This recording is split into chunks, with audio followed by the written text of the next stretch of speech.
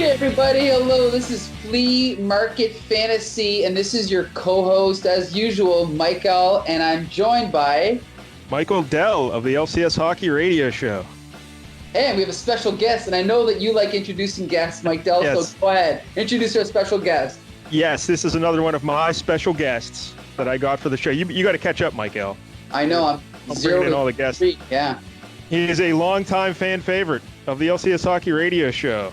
He is our musical expert. The man has never met a hipster band he didn't love. He is also my personal poet. This man has kept me out of prison more times than I can count.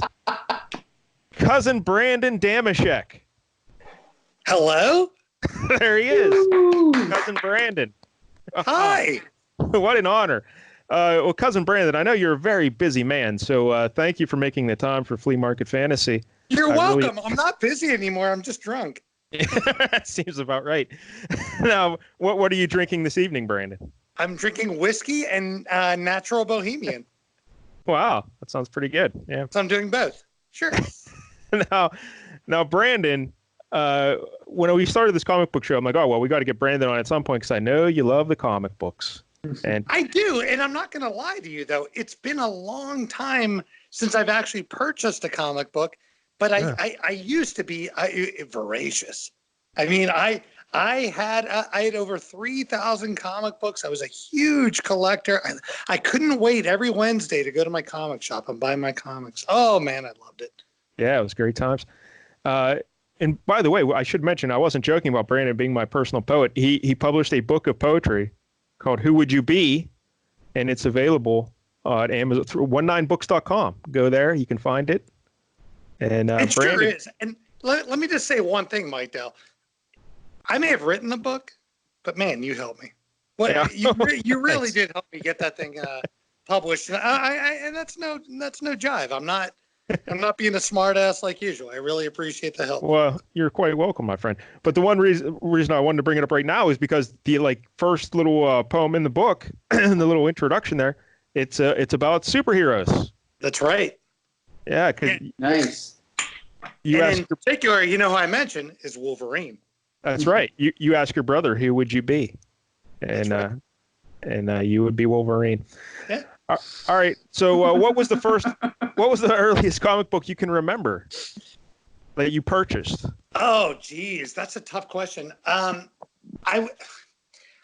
don't know that I could remember a specific comic. However, I would have to think it was an issue of Spider-Man.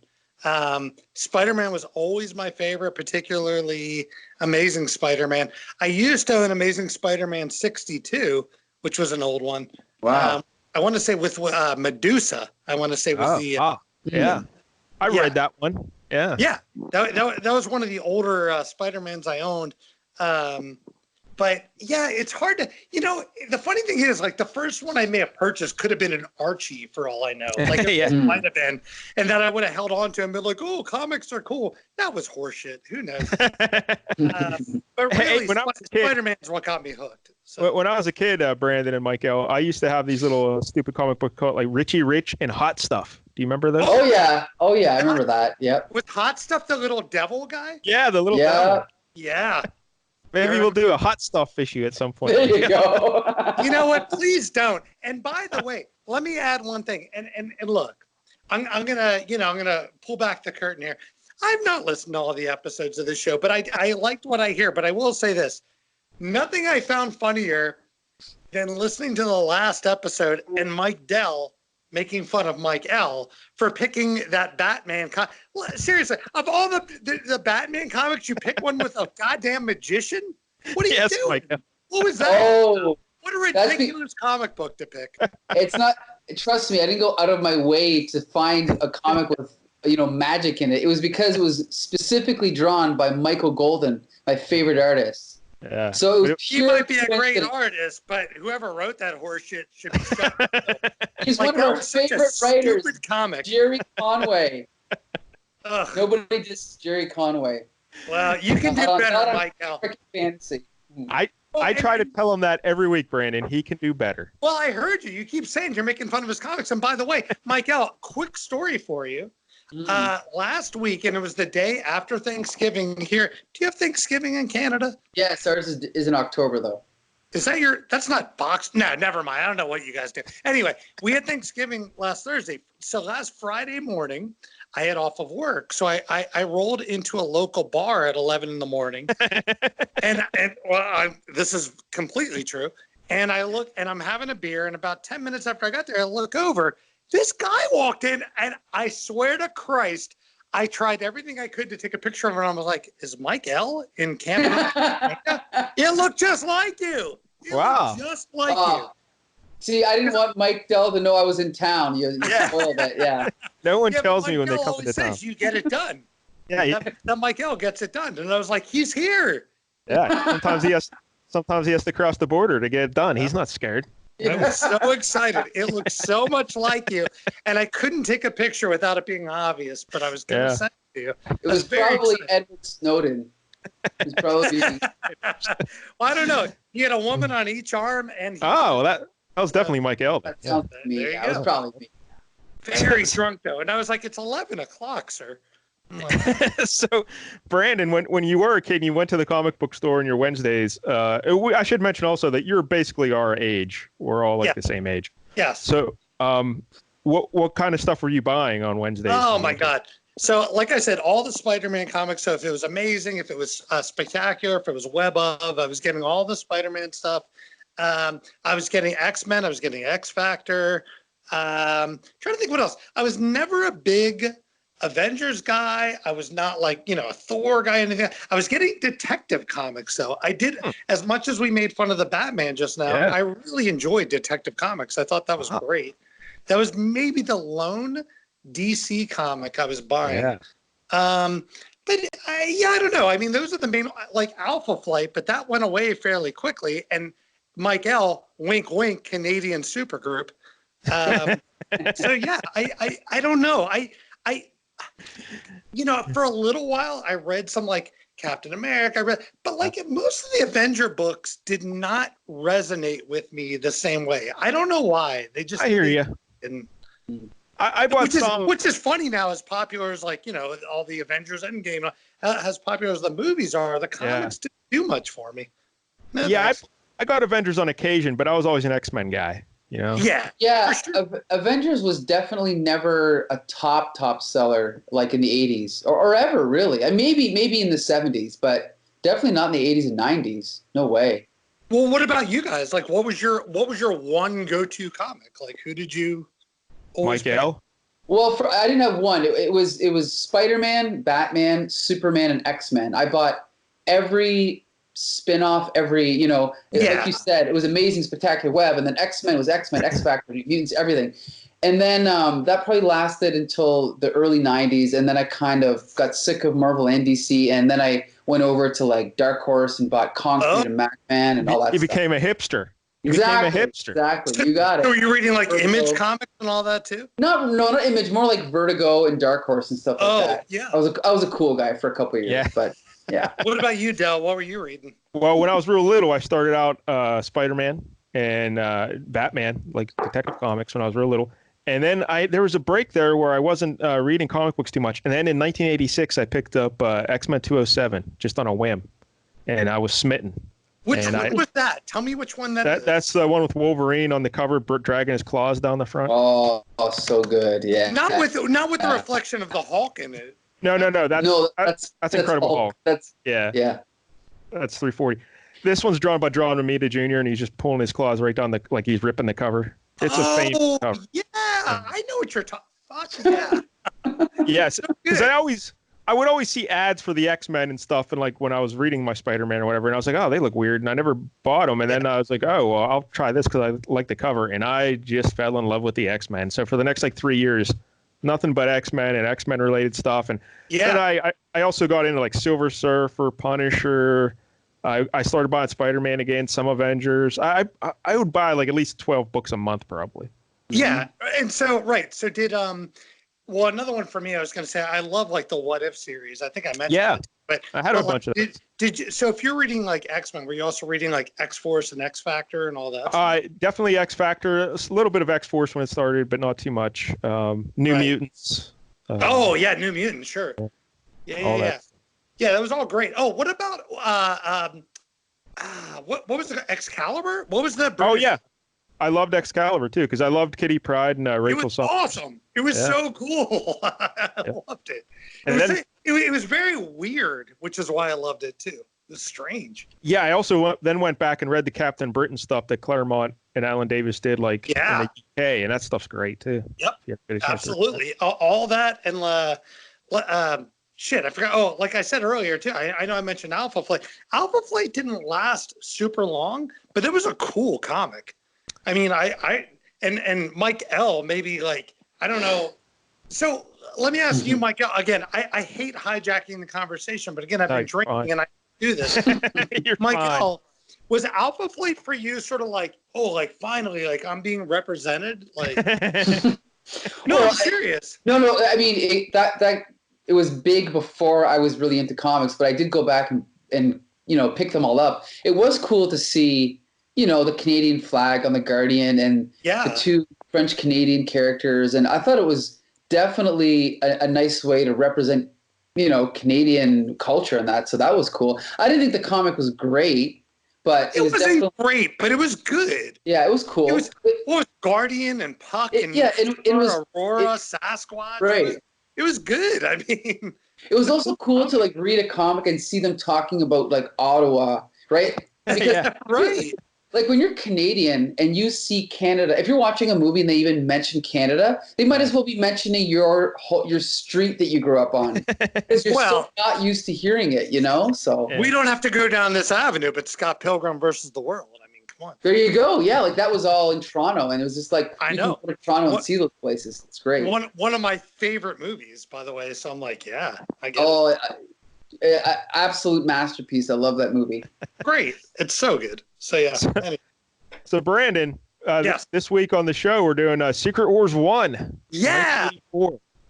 Now this was your selection. What made you choose Secret Wars 1? Okay, so a couple things. So number one, well, let me just say this. It's not why I chose it, but I should say, when I got married the first time, I gave all of my groomsmen, in addition to a whole lot of beer, I gave them all comics from my collection because, to me, nothing was more personal than my comic book. I love it. So so my brother, Mitchell the Masturbator, who was my best man, I gave him issues 1 through 12 of Secret Wars. Wow. Which and that to me was like a big deal. I'm like, 12 issues. It meant a lot to me, and I'm like, but you know what? He's my brother, and he's my best man, and that seems right. The other reason I picked it was, in now, and we'll talk about this, but in my memory, what an awesome comic. Yeah. In your memory. In your memory. Had to do too with that's the key point. If you remember issue 1 of Secret Wars, one of the most, and in fact, your friend Larry, Mike Dell, he even tweeted at me and said too, it's one of the most iconic covers that I can even think of in all of comic books. All those superheroes together, coming out of the page, ready to attack. It was so great. I just, at that time, I just remember thinking like, holy hell, what are all of them doing together? This is amazing. I don't care what the story is. I just can't believe what's happening right now. This is awesome. Yeah, this Secret Wars was the first Marvel crossover, like company-wide crossover. Really the first company-wide crossover in comics history, right, Michael? Marvel had done Contest of the Champions, which featured all the characters together, but it wasn't to this scale. Yeah, and then like I guess a year later, DC did Crisis on Infinite Earths. Right? Infinite Earths, right? Yeah. Right. And I think at this point, by the way, Spider-Man had already been doing Marvel Team Up, if you remember that. Yeah, little stuff, but like company-wide, like another character. It wasn't. Yeah. What separated this was everything that happened in Secret Wars also affected all the books. That's right. It was written into all the comics. Where like I remember in Spider-Man, I remember him swinging into that like metal wall. Right. And next thing you know, he's gone. Poof. Yeah, Well- like what? I'm sorry, Michael. But like one issue, the heroes would leave. You'd see on the last panel, like the X-Men walked into like a machine in Central That's Park. exactly right. And you're like, And then what's and happening? then the next issue, they come back and things are different. And to find out what happened, you have to read Secret Wars. Right. And the key one that everyone forgets about is that Spider-Man came back with his black costume. Yes. And then you had to wait 8 months to find out how he got it. Well, the funny thing is, you just said 8 months. I think it was issue 8 of Secret Wars. Yeah, that's why I said 8 months. Yeah. Yeah, exactly. And I think, right, because if you remember, that cover is also iconic. I want to say it's a red background, and he's standing there in his black suit. Yep. And he's like, what the shit? Like, you can tell he's like, I am not comfortable. Yeah. Right? Isn't that the cover, essentially? Yes. He's front and center, like, what? Yeah, red cover. You're right. But here's the thing. Like, a lot of big stuff came out of Secret Wars that impacted things, like Spider-Man's costume. The Thing quit the Fantastic Four for a little bit, and She-Hulk replaced them. Colossus broke up with Kitty Pryde. So there's a lot of stuff. But Spider-Man costume's the big deal. But here's something here's something I learned when reading this that kind of ruined it for me a little bit. In issue 7 of Secret Wars, Spider-Woman shows up, and her costume looks exactly like the Venom symbiote. Is that right? I don't even remember that. Yeah, she just shows up, and her costume already has the black with the white spider on the front and the same logo design. So then Spider-Man gets his the next issue, and he says, wow, I kind of looks like Spider-Woman. Maybe I was thinking of her and that kind of ruined it for me. Yeah, that's what we call horseshit, because I don't remember that at all, but I don't like it. Yeah, I should mention, I went through and I read the whole series before. Oh, I should have done that. God damn it. I didn't do it. So we can talk about the whole series after we break down issue 1. But when I was a kid, I never read this, issue 1. Never read it. Oh, really? Okay. Brandon, do you remember here? Brandon's also in Pennsylvania, but you're in the eastern portion of Pennsylvania. But do you remember like a toy store called Children's Palace? Remember that? That sounds like where you go to get raped. Yeah. On the weekends. But then it was bought out by Toys R Us. But anyway, when I was a kid, Children's Palace, they used to sell comic books like in packs of 3. And you could buy them. And so I purchased 2 packs. I had Secret Wars issues 4, 5, and 6, and 10, 11, and 12. Nice. But I never read the others. I never read the first 3 or 8, that is 7, 8, 9. Shit. Yeah. Oh my God. Because I was like, terrible. I read Secret Wars, but then I was like, wait, I never read this. So then I was thinking, how did that happen? And I was like, oh yeah, I've got 2 groups of 3. So yeah, that's what happened. I bought those 3 issue packs at the toy store. Yeah. Just because we're talking about it, let me ask you a question, because I should have reread the whole thing and I don't remember. But you guys probably remember they also did a Secret Wars 2. Yes. And did the Beyonder, as that like silver-clad, flaxen-haired dude, not show up until Secret Wars 2, or did he actually show up in the first Secret Wars? No, he showed up. Yeah, in 2. He was never. They never showed his face in this one. Okay, I could. Yeah, he took a human form when he went to Earth. Like that's the body. For some reason, he thought Steve Gutenberg in a white jumpsuit exactly right. what he wanted to look like. What is this? Why does he look that way? Okay, fine. Okay. Yeah, and good. I hadn't even thought of that till we were just now talking about it, but yeah. Mike L., I meant to look this up before the show, but maybe you happen to know. I'm guessing Secret Wars, the first run in 84 and 85, was very successful. Like, was it the leading comic seller of that year or anything? As far as I know, it was the best-selling comic since the 1960s. Wow, is that right? Yeah.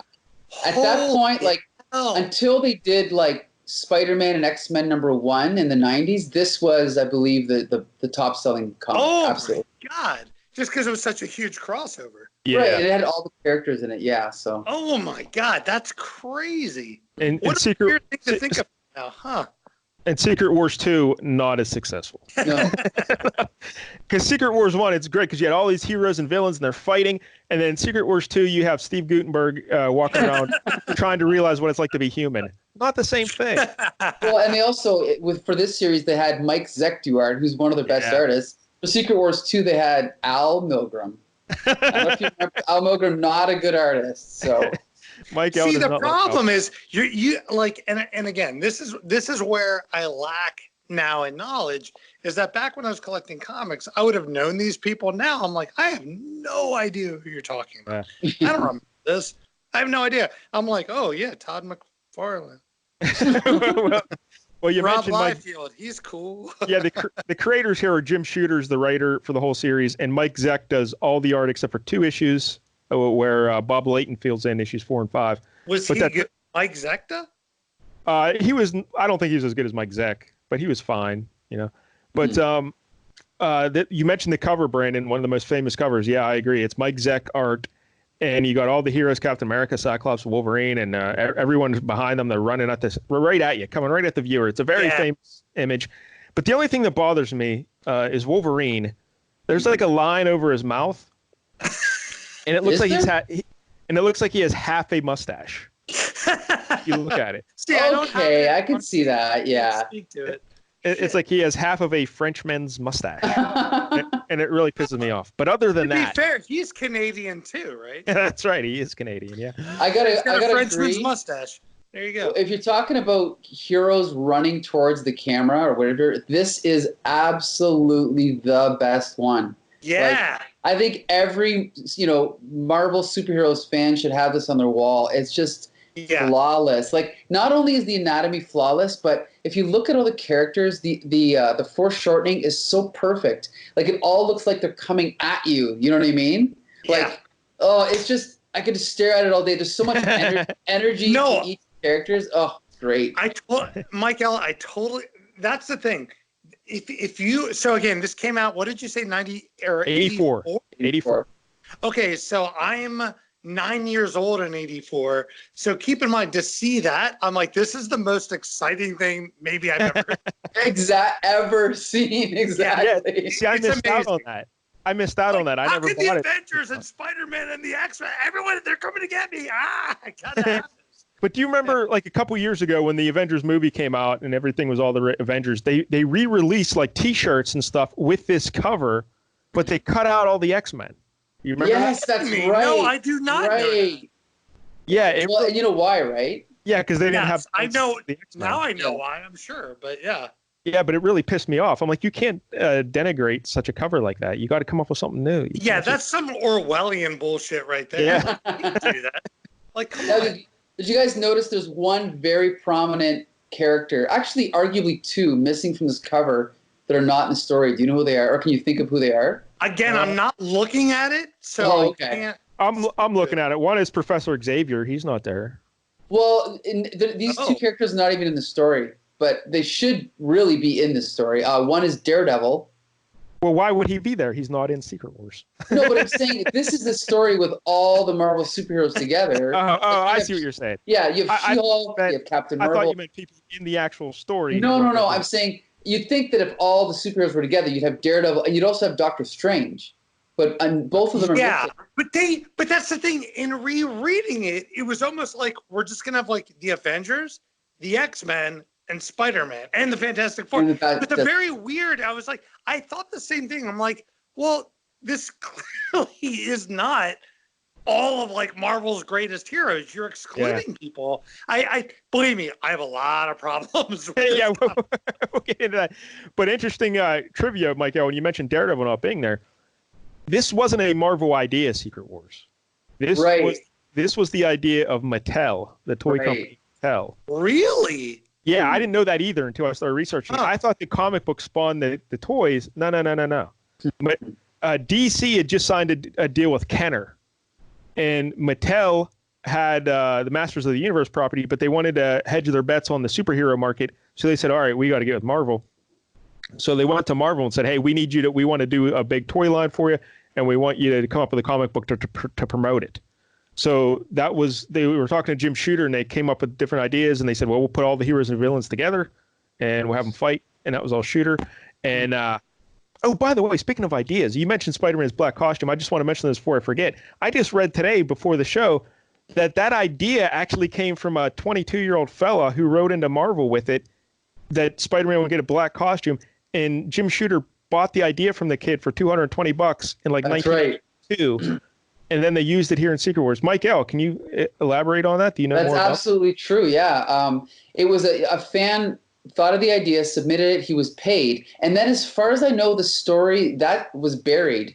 And no one knew the true story until like 2007. And then the guy came out publicly and said that he thought of it. And then it was confirmed by Marvel, as far as I know. But then... Did they ever have to give more money, or was no, $220? As far as I know, that was it. That $200 check, that was all he got. Yeah. Wow. You know, the two of you should just be called the killer of childhood dreams. I'm like, I didn't know any of this, and now I'm just sitting here so deflated. Yeah, doesn't it like diminish Secret Wars knowing that it was just a promotion for a toy line? Yeah, a little bit. Yeah, it makes it terrible. But that's why, like in the book, they have those fortresses and those big giant machines and stuff because they wanted to sell them as part of the toy line. They told Marvel you had to put this stuff in there. Oh my God. They even wanted Doctor Doom to have like a more high-tech armor. So later in the book, when he becomes all powerful and stuff, his armor is all high-tech and stuff. It like looks different. They dictated what the storylines would be to a large extent.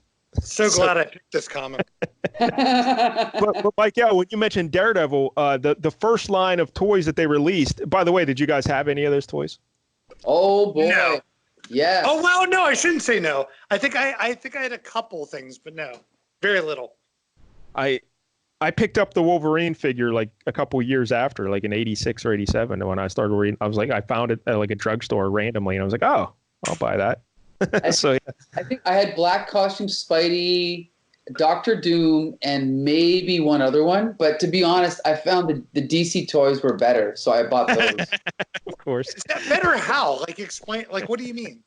While they were, I'm serious. Like, what made them better? I think they just had better articulate. Like, they had what's it called, bending elbows and knees, and the Marvel toys didn't. Oh.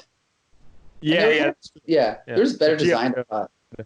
I must have lived a very weird childhood because, like, I don't remember the only like figures I remember having were G.I. Joe, Star Wars, and like Transformers. I didn't have Marvel characters. I didn't have any of those. When I was real little, I had those Mego dolls of Marvel. Remember those? The Megos? Oh yeah, absolutely. What is that? They're like what, 6-inch figures? I think they're like 12, almost like 10, maybe, like almost like Barbie, but not quite as big. I don't think they're that tall, but they had like clothes and stuff. They had little outfits and right. Migos. You're weird.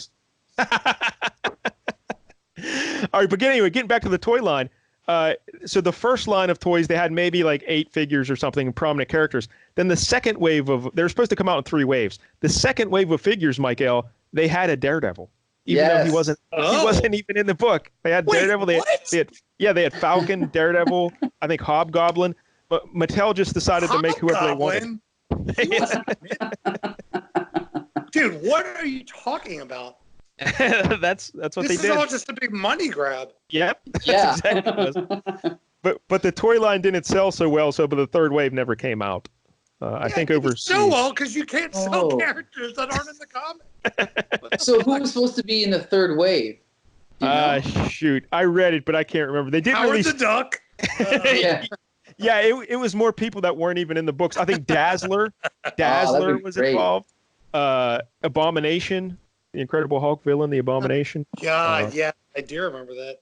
A couple other people, but yeah, so yeah, it does weaken it, man. I got to tell you, my admiration for Secret Wars did plummet once I found out it was just promotion for a toy line. Well, once again, without spoiling it, my admiration for it plummeted once I read that first issue again. Exactly. Terrible. Anyway. All right, let's get into the issue. Mike L., you handle all the plotting stuff, so take it away. Tell us what's going on here. Nothing. Okay, back to you guys. No, come on, Mike L. Wow, Okay, that was amazing. There's a lot going on. So now this story technically picks up from the cliffhangers of all the other Marvel comics where these characters have all this device or thing appeared in, I think it was Central Park, right? I believe so, yeah. They all walk, That's right. Yeah. they all walk into it, they all vanish, and they show up here on this, like in this floating thing out in space. And they're all talking to each other, trying to figure out what's going on. And then we have this awesome page where they introduce themselves to each other, even though they know exactly who each other are. The big splash. Wait, by the way, let me just jump in. By the way, if all the superheroes in Central Park walked in, how come like I don't know, Sheldon Rubenstein eating a bagel didn't just walk into it? Like, this is in Central Park? Come on. Yeah, good question. Oh, it's a plot hole. Yeah. Well, I don't think it stayed there. I think it just appeared when those heroes were there. Like it called them in. Oh, and then sure, that makes sense. You know what I mean? Anyway. But anyway, one other bit of trivia about Secret Wars I wanted to mention. I forgot. The name Secret Wars. They came up with that because Mattel had a focus group with kids, and they found out that kids really like the word secret. And my God! That raises so many questions. So many questions. I'm terrified for those children and the secrets they're keeping. Well, that's also where they got. Because they all suck. But anyway, sorry, Mike. You know, in He-Man, when he says "I have the power," it's because the same thing. They did a focus group, and all the kids said that they liked the idea of having power. So they're just like, okay, well, that'll be He-Man's tagline. I have the power. That's it. Man, focus group. We need to stop giving kids power. Is the bottom line. These kids are terrible. Those kids are terrible. They're terrible. All right, Michael. So we're at this big splash page. The war begins, and we see all the good guys. Let's run through the good guys, Michael. List them off for us. Who are we dealing with? So we got Monica Rambeau, Captain Marvel. We've got Storm, Mr. Fantastic, Captain America, the Wasp, Cyclops, the Hulk, Professor X, Thor, Wolverine, the Thing, Rogue, Spidey, She-Hulk, Hawkeye, Colossus, Nightcrawler, Human Torch, Iron Man, and Magneto. Yeah, Magneto's there. So, which becomes a bone of contention with some of the characters. Right. Yeah, because everyone thinks he's a bad guy, but he's there with the good guys. What gives? Right. Also, I want to mention that was one interesting point of conflict. If nothing else, I was like, okay. Yeah, I'll get into this more, but I really like the plotting Jim Shooter did through all this, but we can break that down later. But a couple other notes about these heroes here in the first page. One, Hulk is smart. This is when Hulk was smart. Right. Yes. Even as a big green guy. They show Xavier in the wheelchair, but his legs work. Really? Wait, what do you mean? Yeah, like this is the time when his legs were working. Remember what the Shi'ar? Yeah. So his legs worked. And they explain this in issue like 2 or 3. They explain why he's in a wheelchair here. I guess the Beyonder just took them the way he perceived them to be, and he didn't know Xavier's legs worked. Oh, see, I didn't remember that. I could read more issues. That's good to know. Okay. It's not because the artist and the shooter fucked up in issue 1. It's because the Beyonder perceived. Didn't you remember, dude? We talked about that. Yeah. One other note. This is Iron Man, but it's not Tony Stark. Right. It's James Rhodes. Yeah. Oh, okay. Because right here on the first page, he seems very confused about like what Reed Richards said, and I'm like, wait a minute, why wouldn't Tony Stark understand what Reed Richards just said? Oh, right. But it's actually James Tuffy Rhodes, and this becomes painfully apparent throughout the series because Jim Shooter has him talking in like a street informant from the 1970s, like like Huggy Bear. Yes, he's talking jive throughout the whole series, which is cool. Yes. All right. So then, Michael, they noticed that there's another big floating bubble along the way, and there's all the bad guys are in there. And who are the bad guys, Michael? Okay, I'm gonna try and go from memory, but we have Galactus, Enchantress, Ultron, Absorbing Man, Doctor Doom, Molecule Man, Kang, Dr. Octopus, and then we have the Wrecking Crew, but I can't remember the individual guys' names. Do you know them? You got the Wrecker, Bulldozer, Power Driver, and Wrecking Ball. Right. Oh, and also the Thunderball. Thunderball, I guess there's the name, right? There. And the Lizard is also an odd choice to have them. And did you mention the Molecule Man too? Yes. Yeah. The one thing when I'm looking at these bad guys, first of all, Molecule Man's costume is eerily similar to the Wasp's. Good point. And also, the bad guys, green and purple, seem to be all the rage because you got the Molecule Man and Kang. Yeah. That goes for DC as well, right? Like Joker is green and purple. Yeah. Lex Luthor's green and purple. A lot of them are. Yeah, it's weird. It's a good observation. Now, it's kind of weird that Galactus is here, right? Like Right. he seems to be off on his own. Like he's a whole different level. I think it's weird that Galactus is there and Silver Surfer isn't there. Yes, that's exactly what I was going to say. That's another hero that could have been there, like Daredevil's. Right. Why are you gonna bring Galactus and not have it's so odd. Anyway, yes. Good. Very strange. So all right, Michael. Then once all the bad guys they're talking and chatting it up, then we get to the good guys and we see they're all like, what's Magneto doing here? This Magneto guy. And wait, let me just jump in real quick. You forgot. There's like 10 pages of like, let's introduce ourselves. Yeah. Right. That to me was the worst part of revisiting this comic. Well, you kind of have to. Again, this is for kids, and you got to make sure everybody knows all the characters. But it could have been done terrible and awkward and like not fun to be like, oh, it is me, Reed Richards. Like come on, like shut the fuck up. If I'm reading these comics, it's because I know all these people. Like, what am I doing? Like, oh, it's so annoying. I hated it. But anyway. Well, I don't think anybody knew Pile Driver or Molecule Man. Come on. Yeah, that's true. They still don't. Yeah. Why let those two idiots introduce themselves? Everybody else was like a clearly known. Like, I'm like, this is ridiculous. It's like, oh, I am the Hulk. Wink. Like, oh yeah, we know you're the fucking Hulk. Of course. Yes. Oh, you're the Thing? You're Spider-Man? Ooh. Cool. Well, the Hulk says, and I quote, "I am, of course, the Hulk." Right, exactly. Come on. You just be like, no need to introduce myself. Pass. Like, come on. Well, the thing shows a little humor. He says, and I'm the Easter Bunny. How about that? That's a joke. Fine, whatever. That was bad, yeah. I hated. But anyway. All right, so Michael, what's the opponent contention here with Magneto being with the good guys? Well, and this actually is something I like about Marvel, is how they bring up a specific thing where not only do they accuse him of being a villain, but they bring up, this is later, but they bring up the fact that he killed a bunch of Soviet, I guess, sailors on a submarine, which was a specific thing that happened in an issue of X-Men. I think it was 150 or something. But I just like the fact that Marvel kept their continuity tight at this point, especially under Jim Shooter, right? So they had a good reason to not trust him. And so they get into an argument about that, but it's cool because the X-Men are defending Magneto and everyone else is against them, so that's really cool. But then what happens is they get moved to this planet, and they're two vehicle, whatever they're called, they're two little... Well, they see the planet assembled, Michael. Right. In space, yeah. Yeah, all these bits of planet come flying together to make another planet. Right. That's weird.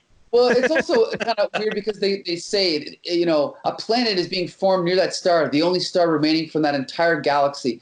Now, obviously, they don't know where they are, but they're kind of throwing these terms around as if they're accurate. But we can forgive that because, like you said, it's for kids. Who cares, right?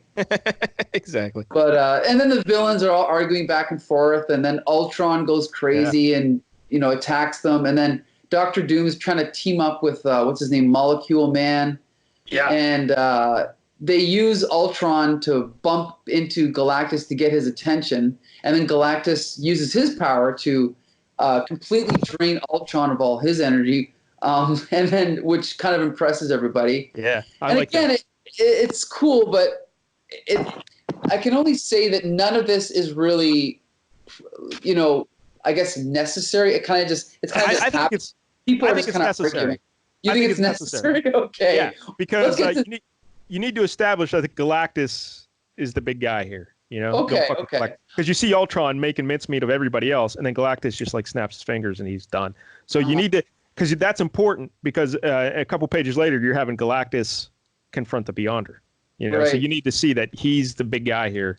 He's something else. So when the Beyonder beats Galactus and he just swats him away like nothing, they're like, holy hell, this Beyonder guy, what the fuck? Dale, I agree with you, but I also think, based solely on the size of Galactus and the fact that they know he's Galactus, they could have just done that without all the Ultron stuff. But you're assuming everyone knows who Galactus is, though. It doesn't matter. The bad guys know who he is. They know that he's, the planet devourer.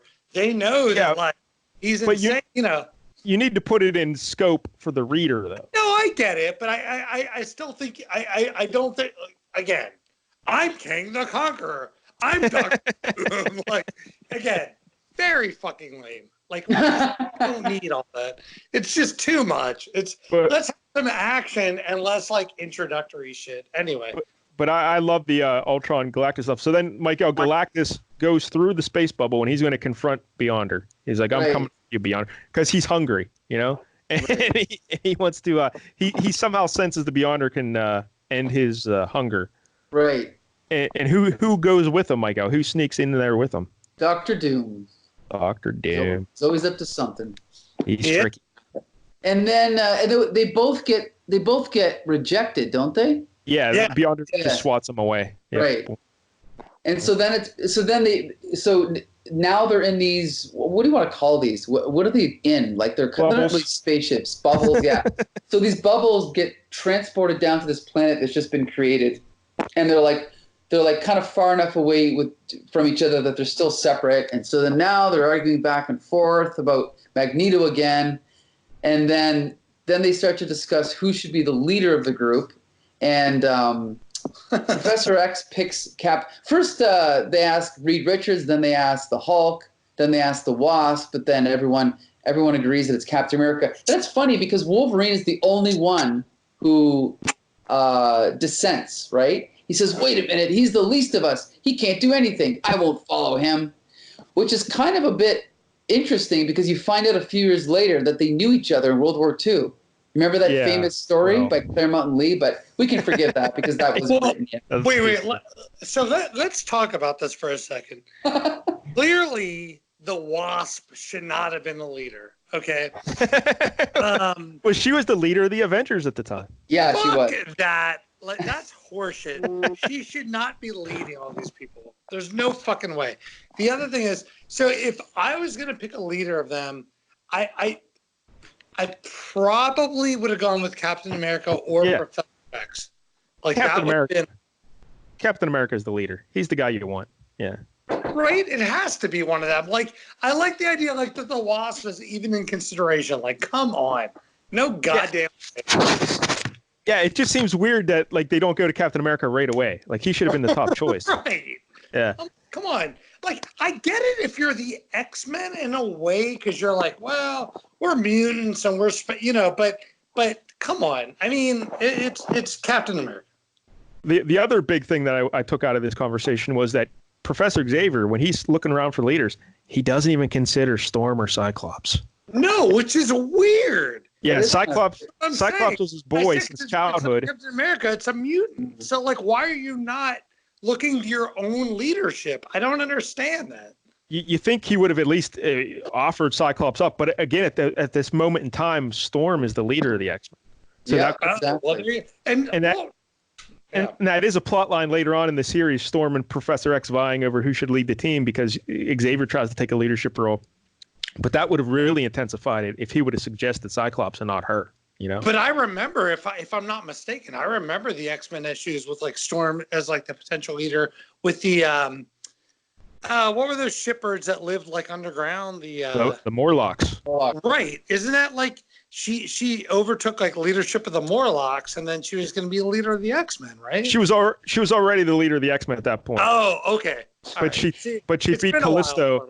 She beat Callisto in combat, so she became the leader of them. Yeah, that's right. Callisto. Well. That's right. I think she became leader of the X-Men right after Dark Phoenix because Cyclops left, right? Yes. Cyclops left, so she took over leadership. And then when Cyclops came back, he was back with the team a little bit. He tried to be leader again when Storm didn't have her powers, and they had a duel in issue 201. Right. And she beat him in the danger room. I remember the issue. Man, that's awesome. Yeah, she beat him. Good on you. She beat him by tripping him with her belt, and then she ripped off his visor, and she said, "You're now powerless because you can't open your eyes." I remember that. Yeah. Holy shit! So right. You're killing me right now. Like I'm in my time machine. So after they decide on the leader, we cut to Doom and Galactus. Galactus is all knocked unconscious. But do you see that big panel, Michael, or do you have the book in front of you? Yeah, I got it right here. Yep. Now look, I think Mike Zeck kind of fucked up there on Galactus's left foot. No, I mean. Oh, it's backwards, isn't it? Yeah, it's like a right foot. Yeah, but other than that, that shot is really good. I wish I had it in front of me. Damn it. Yeah, Doom's walking away as Galactus is all hammered, but yeah, he's got 2 right feet, which is weird. All right. I think it happened. And then we see the big giant Doom fortress, the bad guy's fortress. And why do we see that, Brandon? Because you got to sell toys. I didn't even know that toy existed, but there is a toy that you said. Hey, wow, yeah, okay. Play set like that, yeah. Wait, right. I forget though. Like when you say that, does that end with the Doom Fortress, or it ends with all the bad guys attacking the good guys? Oh no, we're not. It's not done yet. We're still, okay. we still got a ways to go. We still got a ways to go. All right. So Michael, Doom shows up at the fortress and he starts talking to the bad guys. Right. Then what happens? I'm trying to remember. I'm looking at it. I don't remember what happened. I just read this yesterday. They're talking. Okay, go ahead if you know. Yeah, he calls them all punk ass bitches, doesn't he? Yeah, he wants to be their leader, and they're kind of like balking and like, why should you be the leader and stuff? So he just says, "All right, well, fuck you," and he blows up their whole base and walks out while it collapses around. Right. Okay. And then Doom gets off in this little spaceship and he's zipping away. He's going to fly away, but Kang sees him, and Kang says, "Hey, guess what, Dr. Doom? Oh yeah, fuck you, buddy!" And he shoots him out of the sky, boom, with a big cannon. Do me a favor while we're talking about Kang. Explain Kang to me. No, I'm serious. That's why I'm laughing though, because it's very convoluted. Mike L, you do this. Oh boy, the only thing I know about Kang is that when he was first introduced, he was from like thousands of years in the future. I think around the year 3200, right? Okay. Somewhere around there, 3400, 3200. Right, and then soon after that, the Fantastic Four met Rama-Tut. And then you later found out that Rama-Tut was Kang, but he was from even further in the future. And then from there, he traveled back in time to Egyptian times. So he was actually the same person from 2 different time periods. I guess the easiest way to explain it is he's a time traveler from the future, and he has all kind of high-tech stuff. He's really good with high-tech weapons. But who is he in terms of Doom? I don't understand. He's just another big villain who doesn't like Dr. Doom, and he's pissed at Dr. Doom. He's the dick. All right. Yeah, like if you're doing like tier levels of villains, Doom and Kang are maybe Kang's maybe a notch below, but not really. They're both top tier villains, kind of in power and everything. Because I could have sworn the comic portrayed it as like Kang was a future version of Doom. No, yeah, they do say something in there that implies that, like, Doom calls him my something, and you're right. It sounds like he's saying that they're related or that they're something. You're right. It's kind of confusing, but they're definitely not. And there's also like a whole race of Kangs, right? Like there's a bunch of Kangs, not just one Kang. I think it's very confusing. He also has another identity, the Scarlet Centurion. I did not know that. Yeah, that's from another, I think these are all offshoot timelines where he just takes on different identities, but anyway. All right, so Kang is dumb. Okay. So then we see the good guys. They're all trying to figure out what that explosion was. And then we get a panel of what you see this a lot in the series where they all have to travel somewhere and only some of them can fly. Mm-hmm. So like Iron Man picks up a big rock and people rock. Right. And they always got to come up with, and then Storm uses wings to just carry people. But yeah, so Spider-Man swinging on the Hulk. Yeah. Doesn't somebody in that scene, because I'm not looking at it, like they're like, this is embarrassing. I think the Thing, because Hulk is grabbing the Thing and jumping. Yeah, right. Yeah. Right. He's leaping. Yeah. So they go and they find Doom, Mike L, and Doom's all beat up because his spaceship got shot out of the sky. And then what happens, Mike L? And well, then Doom shoots his energy blasts at them. And then we come to the part that has already been spoiled by Cousin Brandon. The issue ends. Yeah. The Well, the issue ends with they're under attack. The final panel is all the bad guys running right at the camera, and they're under attack. So that's a really good ending because it's like, oh, holy hell, I got to see issue 2. There's going to be a big fight. It is a good like shot in the comic. I mean, it's a really good.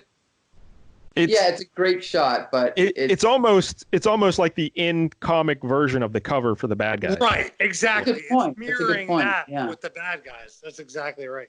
Yeah, I guess doesn't Doom.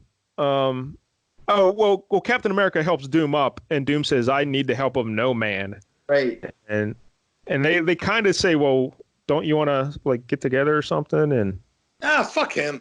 Yeah, and Doom just says, "Fuck you, I'm Doom." Boom, and shoots him. And he goes off on his own. And then the bad guys show up. So there it is, issue 1 of Secret Wars. And I got to say that, I remember I noted that when I was reading Star Wars a few weeks back, that was the first comic we've done where when I got to the end, I was like, oh, I really wanted it to just keep going. I just wanted to read more. When I got to the end of this issue, it felt like they just ran out of pages, like it just ended. What are you talking about? The bad guys are coming to fight them. What do you mean? It just ended. It's a huge cliffhanger. Is it really though? Yes. Yeah, I gotta say, I'm with Mike Dell on this. When this came out, I could not wait to read the next issue. Who could get to that last panel and not buy the next issue? I was so excited. Yeah, I don't know. And that's what I said. Like, looking at it now, what a piece of shit. That's what I'm saying. It's what I mean. I am Hulk, the killer, whatever. But reading it initially, I was like, this is the most exciting thing I've ever read in comics. Seriously, I was so excited. It is interesting what 30 years can do to you, Right. Look back on it. It's funny because I didn't read it till a few years later. I'm sure if I would have read this when I was 9 or 10, it would have blown me away, but it's certainly, I guess, and this has also been done, like I said, Contest of Champions was almost the same thing, where they basically they had these omnipotent beings transport these superheroes, put them into teams, and they all have to fight. So it's just a really convoluted, forced way to get all the superheroes together, Mike L, they got to sell toys. They got to sell toys, Mike L. Wait. Tell me real quick, what is Contest of Champions? I don't know what this is. It's a 3-issue miniseries that Marvel did a few years earlier that I believe was originally supposed to tie into the 1980 Olympics. Oh, God. To sell Olympic toys. Yeah, and so they created all these new superheroes to represent each country, like one from Israel, one from Ireland, one from whatever, Germany. This sounds terrible. Yeah, it is pretty bad. And then the whole deal with the Olympics ran out. So they're like, well, you know what? Let's just publish it anyway. So they published it as Contest of Champions. And basically it was, I think, Grandmaster and someone else. They transported all the superheroes again to another planet or something. And they put them into teams where they'd have to go on these little tasks. And groups of 3 and 3 would compete. And then each of them would win part of kind of like the game, and then at the end one team won or something like that. It sounds like fucking horseshit. Yeah, it was horseshit. Which is why I like Secret Wars, because this sounds like the dumbest thing I've ever heard. Well, we forgot to mention something, a big deal here. When they get all these villains together for Secret Wars at the beginning, when they got the good guys and the bad guys, you hear the Beyonder, like a rip in the sky, and light shines through. And the Beyonder, you hear the Beyonder speaking to them, and he says, "Slay your enemies, and you can have whatever you desire." Right, that's right. We skipped that big thing, but that's the motivation here for the Beyonder. He wants to have them fight, and they're supposed to fight each other, and whoever wins, he'll give them whatever they want. So there's the motivation to fight. And it does seem like the good guys are like, we're not going to do this. And if I'm not mistaken, even the bad guys in this year are like, I don't know about this. Like, even they seem tepid. Yeah, because they're scared about the Beyonder. Like, how can this guy be so powerful? Right. Exactly. And later on in the series, in issue 12, you get to realize what the Beyonder's motivation was for all this, and it's actually really good. Which was what? Because I don't remember. I've not read it. Well, he's a godlike being. He's never known desire. So he was looking at the Earth and studying its inhabitants, and the one thing about humans that intrigued him was their feeling of desire. And that's why he brought these people here to pit them in combat so he could study them and try and realize what desire is. And if you study ancient religions, Buddha says, the way to get to, ultimate peace is to, it's about just getting rid of desire, So let me just say one thing.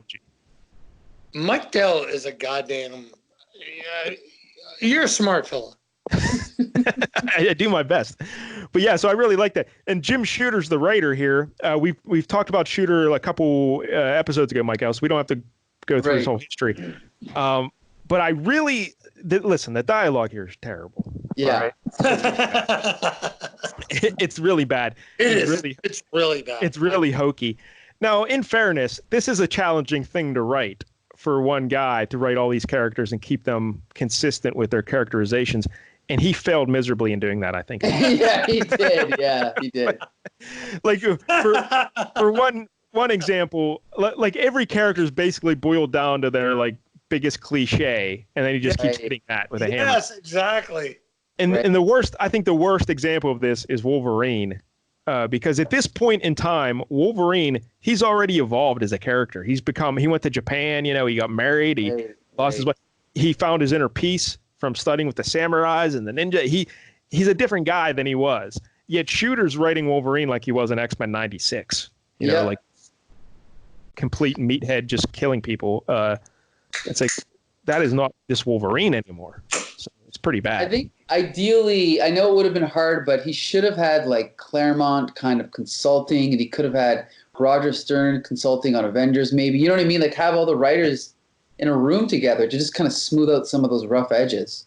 There's a quote, if you go to Wikipedia and read about Secret Wars, there's a quote by Jim Shooter where he talks about how working with Mattel and the different restrictions they had and stuff. And he says, the deeper I got into this, realizing all the characters, I realized I was the only person who could write this. Uh-huh.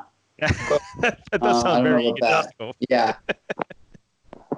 He said some arrogant things in his day, but that's probably takes the cake. Yeah, he's the only one that can do it. Yeah. Yeah, I don't know. Do you think it was egotistical, or he was just saying like I'm the only one who knew what all the storylines were going on in the various books? So maybe it wasn't quite arrogant, but it does sound arrogant though. And yeah. Also, about his writing, he can't write women. Yes, he has major issues. He wrote the famous story in Avengers 200 where Ms. Marvel gets raped. You know about that, right? I don't know about that. Yeah, I haven't read it, so I don't know the exact way it happens, but it very casually shows a Captain America getting basically raped. Not like it'll show it, but they imply that she's Captain Marvel. Sorry, Ms. Marvel, Carol Danvers. Yeah. Okay, yeah. Ms. Captain Marvel. America. Like, no, that's a whole different. Yeah, that's a whole different story. But basically getting raped by this alien, and like the Avengers don't even blink about it. Like they know it happens, and they're just like, "Oh yeah, cool," and they just go on to the next thing. So yeah, Jim Shooter. I have zero idea what you're referring to, and I'm very uncomfortable right now. But I would like to can you send me what you're talking about? Because that is fucked up. I'll find it. Yeah, I've never read it either, but we'll get into it. Yeah. Okay. What is this you were saying? Carol Danvers gets raped? Yeah, I'll send you the issue right now. But she gets raped by an alien. Yeah. Yeah, but like I don't want. I'm not an expert on the issue because I haven't read it. But this is just the reputation that it has. So cool. Okay. So, maybe on I'm very uncomfortable. But I'm trying to think of what else. But I want to say this about the Secret Wars and Jim Shooter. It's plotted pretty brilliantly if you read the whole series in terms of the arcs, especially the Doctor Doom stuff's really good. And I think he actually writes Doctor Doom okay because the steel dialogue works, with Doom. Yeah. Yeah, well, it's like the comic booky supervillain dialogue. Yeah. But if you follow his arc and like they have the subplots going on with Magneto and the X-Men and not being accepted because the X-Men break off in their own little army. So you kind of got three armies: the good guys, the bad guys, the X-Men. Then you have Colossus has this little arc where he falls in love with an alien healer lady. But the big thing that he does is Galactus, because you have like Galactus looming over the heroes and villains for like 3 issues. He's just standing there. And people are like, what's going on? And then he starts to move and he's like, uh-oh, what's going on? And then he starts building this big contraption and he's planning to eat the world, you know? So like the way it's plotted out is really good for like 12 issue series. I really enjoyed that. But yeah, the dialogue is bad. It's but in the end, isn't the Spider-Man storyline the biggest takeaway? Maybe ultimately, but like in the series itself, it really isn't that big of a deal. Like he gets his costume, he's jumping around a little bit, but it's not a big deal. In terms of like the effects on like the Marvel universe, isn't that like the biggest? Yeah, absolutely. I'd say that would be the ultimate biggest. Now, at the end of the limited series, Spider-Man starts to get a hint that something isn't right here about his costume. And like he actually, because there's this room where these machines make costumes for people, and he thought that's how he made his costume, but he actually didn't. It like just alien symbiote just bounced out of the sky. I actually didn't use the machine. So things get weird. Trying to think what else I want to mention. Also, the ending of Secret Wars. Do you guys remember how it ends? No, I don't. No. Okay, well, Dr. Doom eventually he steals the Beyonder's power because Dr. Doom is very crafty. So basically, Dr. Doom becomes a god. And then the Beyonder comes back and he steals the power from Dr. Doom. And that's how it ends. And like the good guys all leave the planet. Reed Richards finds out a way how to get them home, and they all leave. The bad guys left the planet because Molecule Man, when Dr. Doom is the godlike being, he convinces Molecule Man that there's no limit to his power. He can do whatever he wants. So he brings up a huge chunk of the planet, which actually was a Denver suburb. This is something else we don't talk about. Okay. When the Beyonder took a bunch of pieces from different planets to make Battle World, he took a suburb out of Denver. Yeah. So that's how we got the new Spider-Woman. She's from there. And we also get two new characters, Titania and Volcana. Okay. Because like in issue 5, Doom's just looking at he's in his laboratory and he has two women there and he's like, where did these women come from? They never explain it. Mm-hmm. And but Dr. Doom turns them into heroes, supervillains, and they start fighting. But anyway, but that's how it ends. Like the Beyonder just gets his powers back from Doom and then he doesn't really do anything. Why does it end? Why doesn't he still make them fight? Why doesn't he just bring back the bad guys and make them still fight? But no, he just gets his powers and goes away. Bad writing? Well, I think at that point he already was setting up Secret Wars 2, or he knew it was coming, right? Yeah. Probably. Right. Yeah. But it just seemed very weird. Brandon, anything else you'd like to mention about the writing in the Secret Wars? No, it was horseshit. Like I said, I just reread it and I was like, this is embarrassing. I mean, it was. I mean, granted, I didn't reread the whole 12-issue series, but in reading the first one, I was like, what a joke. I mean, it's not a great introductory issue. Put it that way. It's okay. The dialogue's bad, and the dialogue doesn't get any better throughout the series. Like there's one part, Micah, where She-Hulk actually says the words, "That is totally tubular to the max." Oh boy, that's bad. Yeah. But I say that. I mean, to be fair. And then the Human Torch and Wolverine, both they use the word chippy to refer to women. Chippy. That's basically slang for whore. Chippy. Wow. And this is a book for kids. What's going on? Yeah, not great. There's also like a plot where Magneto's trying to seduce the Wasp. I never knew that because I never read it. And then like the Wasp dies and then she's brought back to life, and every hero dies at one point and they're brought back to life. It's crazy. Like Doom kills them all at one point, and then they're all brought back to life, and so it's nuts. I've read this, to be honest, I think I've read this whole series twice all the way through, and I don't remember any of it. It's worth. Your answer is correct. Like I said, I was like, oh, it's one of my favorites. I'm like, holy shit, this sucks. Like I don't remember. It's been a long time. It's worth reading again if you want to give it a whirl. The Doom stuff's good, but yeah, the dialogue is terrible. It's terrible. Yeah. All right. What about the art? We got Mike Zeck. Yes. He was born in 1949 in Greenville, PA. Brandon's also from Pennsylvania. Do you know where Greenville is, Brandon? Yeah, that's near Pittsburgh, right? I have no idea. Greenville. Well, Greenville, I think, is near Pittsburgh. He did his first, he went to art school, and then he did illustrative work for Charleston Comics in 1974. And then he started working on their horror comics like they all do, Michael. Everyone's doing horror comics. His first work at Marvel was 1977, The Master of Kung Fu. Mm-hmm. He started on issue 55, and he did 39 issues between 77 and 81. And we really got to read this, Michael, because apparently this run with, is it Doug Mensch or Doug Monk? Yeah, Doug Mensch, yeah. And him, it's highly acclaimed with him. So we got to read that at some point. Then he did Captain America. He did 28 issues in an annual from 1978 through 86. Secret Wars was in 1984, and he did all the pencils except for 2 fill-in issues by Bob Layton, issues 4 and 5. But, Michael, since you guys didn't read this, in issue 12, I came across some panels. I'm like, holy hell, this is Art Adams. Art Adams drew this. And I was like, so I had to look it up. Art Adams didn't draw it, but he did ink it. Really? Okay. Deadlines were so stiff and so rough that Zeck was doing the best he could, but they had to bring in Layton to do 2 issues. But all the other work is all Zeck's, but he was just doing breakdowns. So these two, there's like a page and a half where you can definitely tell it's Art Adams. Really? Like, holy okay. hell, it's Art Adams. Well, so, yeah. I was going to say, did you come across anything about him having to redraw pages? Because that's what I heard, where he would submit pages and Shooter would reject them because they were too kind of, the poses were too exaggerated and too sort of Kirby-esque. And Shooter liked everything to be eye level, so he would make Mike Zeck redraw the pages, and that's another reason that they were so tight on deadlines. Oh, I didn't know that. That sucks. Yeah. Why would you want something to be less like Kirby? That's what makes no sense about Shooter. Is he on one hand he loved Kirby, but maybe he liked Kirby's earlier style. I'm not sure, but yeah, he liked everything to be eye level. If you look, he drew a couple issues of Spectacular Spider-Man, and everything's very.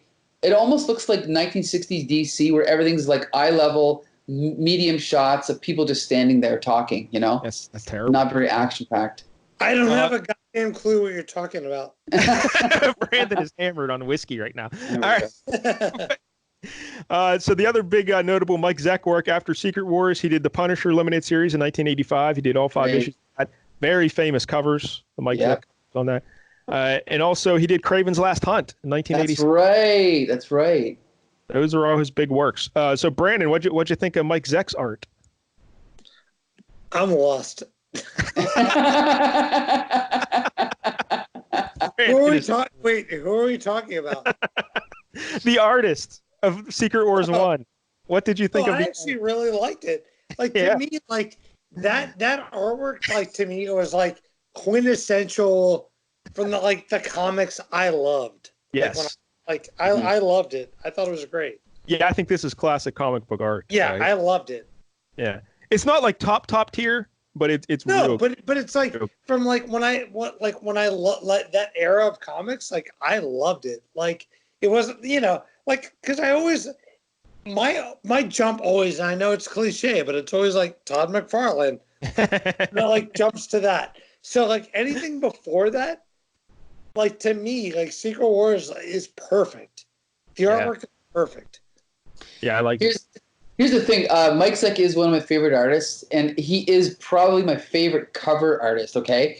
I don't know if you remember, but he did the covers for G.I. Joe for, 4 or 5 years. And, I mean, those covers were so action-packed and so violent. It just made you want to, find out what was going on inside, right?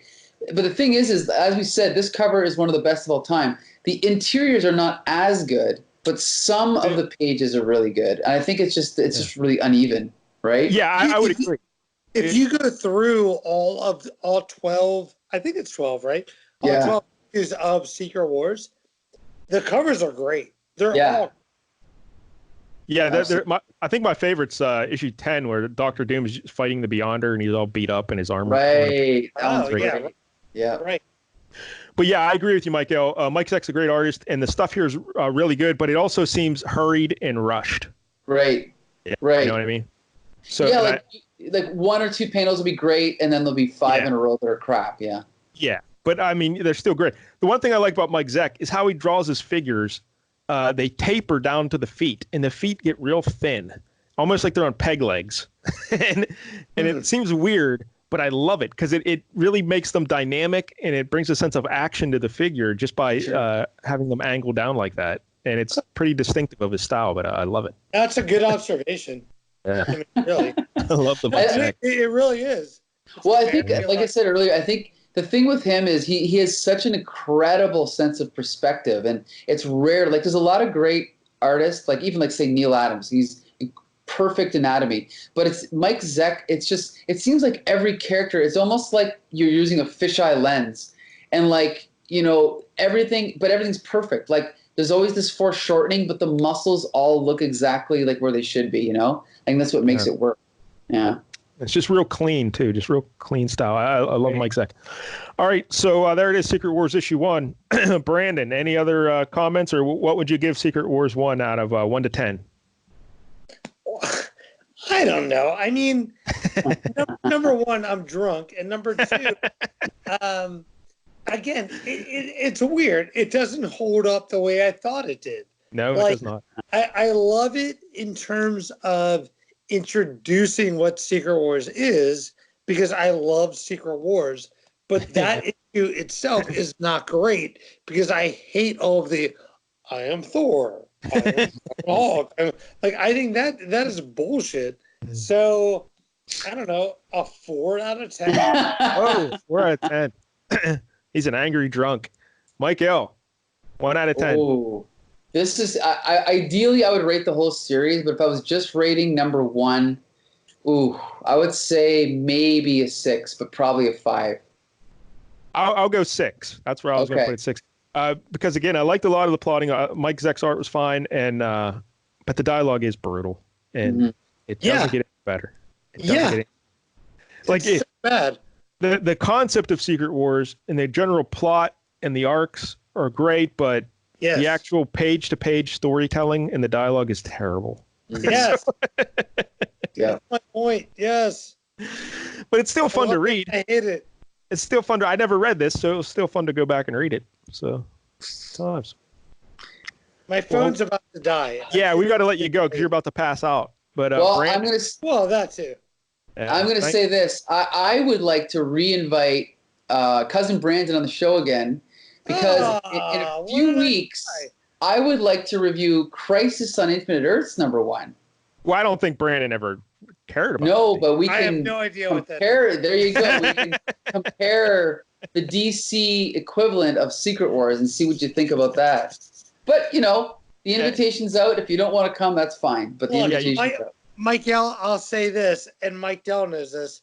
I am more than happy to get drunk and read some shit and come to talk to you. All right. Like, you know, I would love to do it. All right, Brandon. Sounds good. All right. I'll keep you posted, Brandon. Well, thank you, buddy. Are you going to hang up now? And then Mike L and I'll go, because I'm drunk and I don't know what's happening. Bye. Bye. There he goes, Cousin Brandon. Mike L, if you're not familiar with Cousin Brandon's work, he's on our show a lot. And, well, he hasn't been on that often lately. But that's pretty much how every appearance goes. We talk until he gets drunk, and then he hangs up. Sounds like fun. Like I said, we got to have him on again. He's great. And again, go to 19 Books and buy his book of poetry. Who would you be? It's good stuff. All right. Anyway. He's actually a legit poet. No job. Okay. He has his MF and everything. Like he knows what he's doing.